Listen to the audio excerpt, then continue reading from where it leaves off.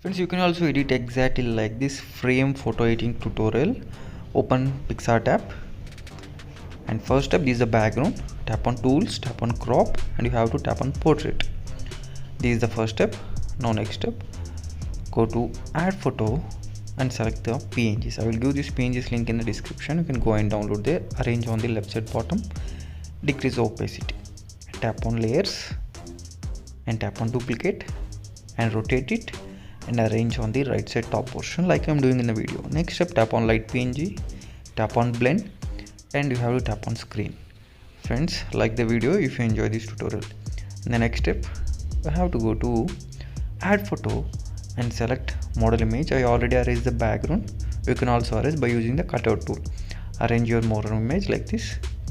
The next step, you have to tap on shadow and select the position and adjust the position like I'm doing in the video. And next step, tap on adjust, and you have to adjust the settings accordingly I'm doing in the video. Okay, and you finally arrange perfectly. And the next step, you have to go to text and write your name. This model name is Tanish. I'm going to type Tanish. Okay, simply type it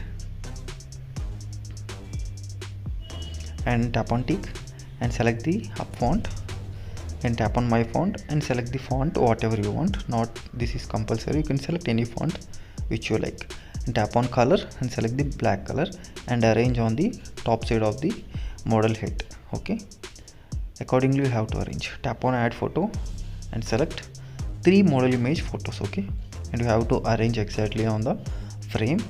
If the photo is not exactly square, you can simply stretch it by using the tool. Okay, you can see the bubble, stretch it like this. Now again go to add photo and select for the PNGs. This is the Instagram love PNG and this is XPNG, and tap.